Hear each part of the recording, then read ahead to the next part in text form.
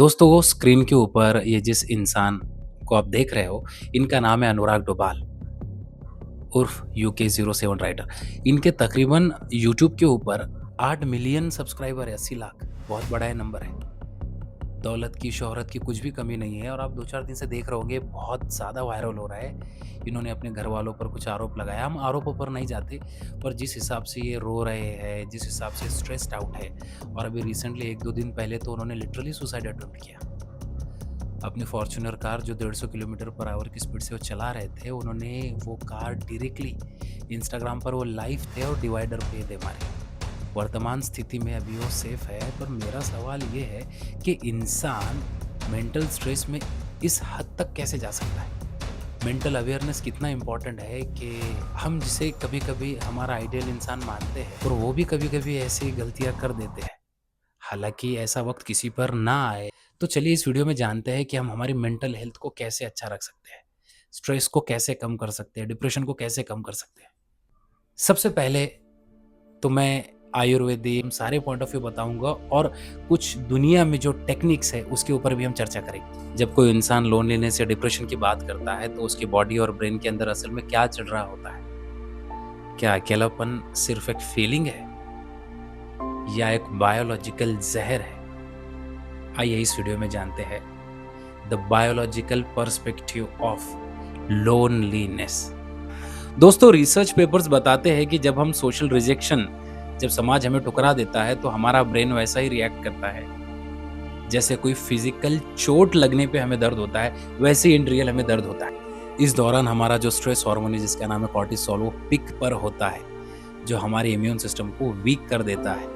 इसलिए डिप्रेशन में आप बीमार ज़्यादा होते हो। शायद अनुराग ने जो सुसाइड अटेम्प्ट की बात की, ये तब होता है जब हमारा प्री फ्रंटल कॉर्टेक्स, जो लॉजिकल रीजनिंग का काम करता है, ये काम करना बंद कर देता है और इमोशनल पेन इतना गहरा और इतना बढ़ जाता है कि ब्रेन उसे हैंडल नहीं कर पाता। अभी इसको सॉल्व कैसे करना है, तो इसके लिए चलिए पहले एक-एक पर्सपेक्टिव की बात करते हैं। तो पहला पर्सपेक्टिव है आयुर्वेदिक। आयुर्वेद में इसे वात दोष का इम्बैलेंस कहा जाता है। जब कोई इंसान स्ट्रेस या उसका अकेलापन बढ़ते जाता है तो उसके शरीर में वायु और आकाश जैसे ये तत्व बढ़ जाते हैं, जो मन को चंचल और रेस्टलेस बना देते हैं। इसीलिए मैं उपचार देना चाहूँगा जिसे कहते हैं अभयंग, जैसे सेल्फ मसाज और सात्विक आहार की बात कही गई है। इससे हमारा ओजस या वाइटल एनर्जी वापस आ जाती है। जब वात दोष बढ़ता है ना, तो उससे हमको एंग्जाइटी रहती है, तो ब्राह्मी और अश्वगंधा ये मेध रसायन है जो नर्वस सिस्टम को ताकत देते हैं और दिमाग के अंदर जो बहुत सारा नॉइज़ है, जो बहुत सारी एक घुटन सी महसूस हो रही है, वो भी इससे कम होना शुरू हो जाएगी। चाहे वो UK07 राइडर हो या आप और मैं, अकेलापन एक टेम्पररी बायोलॉजिकल स्टेट है। हर स्टेट टेम्पररी होती है, तो दर्द की शिद्दत है तो ये खत्म हो जाएगी। अब बायोलॉजिकली अगर इसके आप सॉल्यूशन मुझे पूछोगे तो अकेलापन दिमाग में कॉर्टिसोल बढ़ा देता है और सेरोटोनिन घटा देता है। आपके पास में अगर कोई जानवर है, कोई पेट एनिमल है, कोई दोस्त है, रिश्तेदार है, उनके साथ में ज़्यादा से ज़्यादा वक़्त बिताओ। जो चीज़ आपको खुशी देती है, भरोसेमंद लोगों के साथ रहना शुरू कर दीजिए। ये डर को कम करता है। फिज़िकल मूवमेंट करो। जैसे जब हम रोते हैं या उदास होते हैं तो बॉडी हमारी फ्रीज़ मोड में चली जाती है। तो उस फ्रीज़ मोड को अगर ख़त्म करना चाहते हो आप, तो 20 मिनट की तेज़ वॉक करो, क्योंकि वॉकिंग करने से, एक्सरसाइज करने से हमारे दिमाग के अंदर एंडोर्फिन्स रिलीज़ होते हैं, जो एक नेचुरल पेन किलर्स की तरह काम करते हैं। उसके बाद में साइकोलॉजिकल सॉल्यूशंस भी हैं, that is service to others. दोस्तों रिसर्च ये कहती है कि जब हम किसी और की मदद करते हैं तो हमारा अपना दर्द कम हो जाता है। एक बहुत अच्छा स्टेटमेंट है ना, मानव सेवा ही ईश्वर सेवा होती है। तो लोगों के काम आए, लोगों की मदद करें। जैसे कोई भूखा आ गया, उसको खाना खिला दो, पानी पिला दो, किसी की कुछ हेल्प कर दो, उससे ऑटोमेटिकली हमारा दर्द कम होना शुरू हो जाता है। मेडिटेशन के ज़रिए आप अपने अंतरात्मा से जुड़ना ही सबसे बड़ा सॉल्यूशन है। जब आप खुद के अच्छे दोस्त बन जाते हैं तो बाहर का अकेलापन खत्म हो जाता है। होगा कि अकेलापन वो अंधेरा नहीं है जिसमें आप खो गए हो, बल्कि ये वो खामोशी है जिसमें आपको अपनी असल आवाज़ सुनाई देगी। और दोस्तों एज ए बायोलॉजिस्ट मैं आपको ये गारंटी दे सकता हूँ, हमारा शरीर और हमारा दिमाग हील होने के लिए, मतलब ठीक होने के लिए बना है। अगर आज आपको लग रहा है कि सब रास्ते बंद हो गए हैं, तो याद रखिए बायोलॉजी में हर स्ट्रेस के बाद अडेप्टेशन आती है। अकेलापन आपकी कमजोरी नहीं है, बल्कि आपके दोबारा जी उठने की तैयारी है। अल्लाह पर, आप जिस भी भगवान को मानते हो, उस पर भरोसा रखिए, तवक्कल रखिए। अपने अंतर्मन से जुड़िए और याद रखिए कि हर काली रात के बाद एक सुनहरी सुबह का होना बायोलॉजिकल और स्पिरिचुअल दोनों तौर पर तय है। दोस्तों, सबसे इम्पोर्टेंट बात है कि हमारा मूड हमारे पेट से जुड़ा होता है। कहते हैं ना, your food affects your mood. Research का कहना है कि हमारे पेट के अंदर हैप्पी हार्मोन जो होता है, जिसका नाम है सीरोटोनिन, वो 90% हमारे ही पेट में बन जाता है।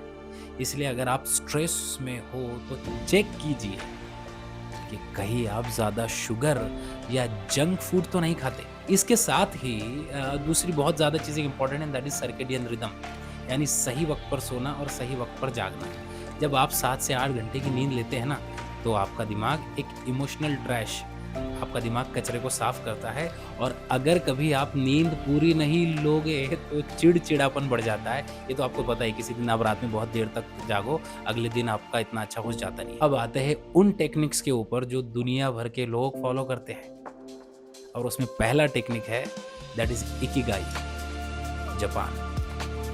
इनका मानना है कि हर इंसान के पास एक इकिगाई यानी जीने की वजह होनी चाहिए। जब आपके पास कोई छोटा सा मकसद होता है, चाहे वो कोई हॉबी हो या किसी की मदद करना, तो दिमाग डिप्रेशन की तरफ जाता ही नहीं। तो अपना इकिगाई ढूंढो। दूसरा है निक्सन, जो नीदरलैंड के लोग फॉलो करते हैं, और ये मेरी वाली पर्सनल फेवरेट है। इसका मतलब है डूइंग नथिंग। दिन में 10 मिनट ऐसे निकालिए कि जिसमें ना फ़ोन हो, ना काम, ना कोई सोच, सिर्फ खामोशी से एक जगह बैठ जाइए। ये दिमाग को रीसेट करता है।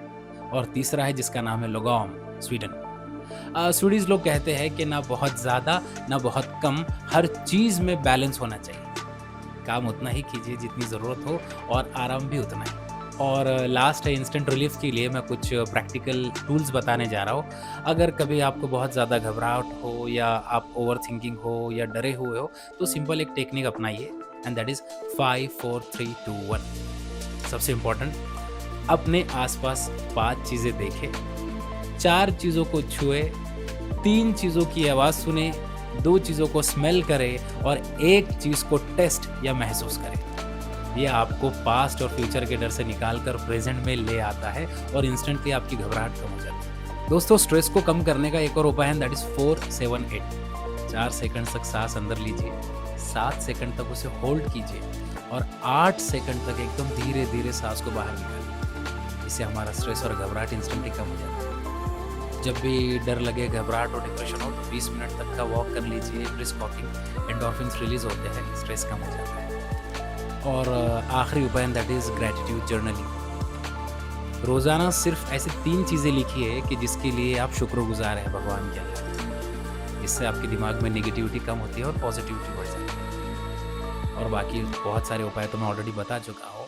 तो आपको कौन-सा उपाय बहुत ज़्यादा आपके लिए कारगर साबित होता है, कमेंट में बता देना।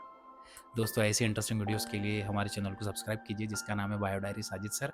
मिलते हैं अगली वीडियो में।